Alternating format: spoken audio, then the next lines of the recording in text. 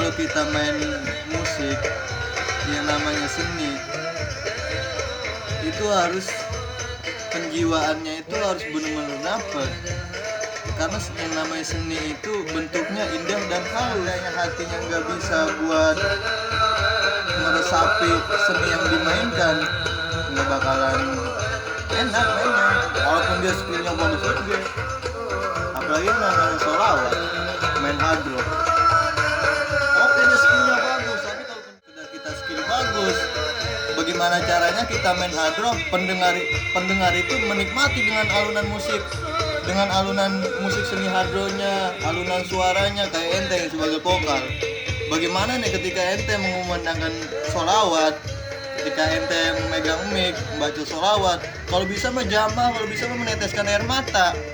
Itu yang harus digali mah, jangan cuma sekedar suara bagus tapi kagak masuk penjiwaannya. Sayang. Nah, biar berkesan ketika ada jamaah yang baru hadir di majelis, terus ente baca sholawat, pendengar itu sampai hatinya tersentuh, meneteskan air mata,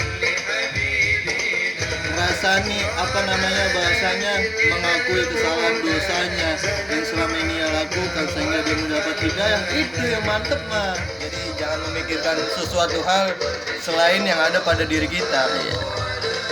Kita bengong itu jangan memikirkan orang begini,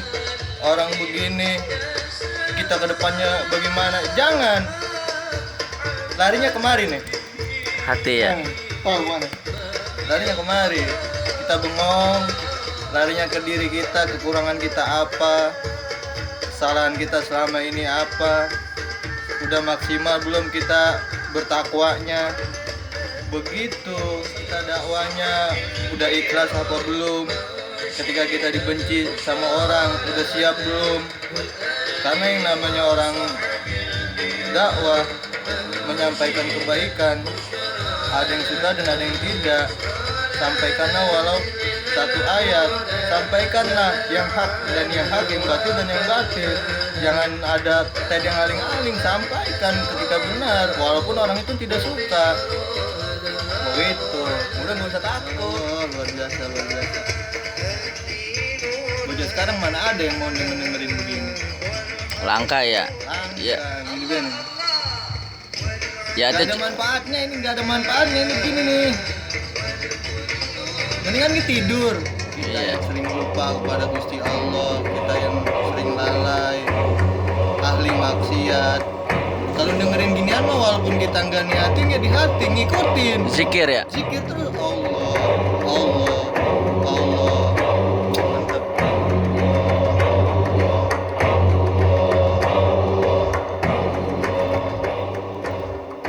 Intinya ya itu. Ketika kita memainkan musik itu jangan pengen ini, pengen itu. Kita lariin dulu ke diri kita nih, penjiwaannya, rasanya sampai enggak ketika kita membaca ya Nabi salam alaika. Kita jadi rawain penonton dulu, kita dulu rasanya sampai di Gusti Allah, sampai ke Kanjeng Nabi. Dengan wasilah kita rasanya udah sampai, dengan suara yang kita keluarkan, lantunan ayat-ayat yang kita keluarkan, insya Allah itu jamaah mengikut. Ntar ya dewekan ikut dengan sendirinya maksudnya. Jangan kita fokus dengan wah suara kita enak di sound, jangan. Kita dulu rasanya sampein dulu, rasanya penjiwaannya sampein, ntar dengan sendirinya tuh dari gelombang kehadirannya Kanjeng Rasul itu jamaah semua terbawa suasana. Zaman sekarang mah gua mah kalau guru ngasih pesan semua denger. Rata-rata guru itu semuanya yang ngajarin kebenaran, nggak ada guru yang ngajarin keburukan. Dulu Abah Gondong pernah ngomong begini, hidup di zaman modern kayak gini mah amalannya cuma satu, perbanyak sholawat. Kalau sholat mah nggak usah dibilangin, itu memang udah kewajiban. Abah Gondong dulu bilangin kayak gitu, perbanyak sholawat, sering-sering menyendiri, merenung, kesalahan kita, dosa-dosa kita. Walaupun kita bukan orang baik, tapi dengan renungan itu kita minta kepada Allah selalu kuat, terjaga itu. La haula wala quwata illa billah. Tidak ada daya dan upaya kita buat bertakwa, tidak ada daya dan upaya juga kita buat hindari maksiat. Dengan renungan, dengan pembacaan sholawat, mudah-mudahan Allah membimbing kita, menjaga kita. Abang guru juga bilang begitu, Rip.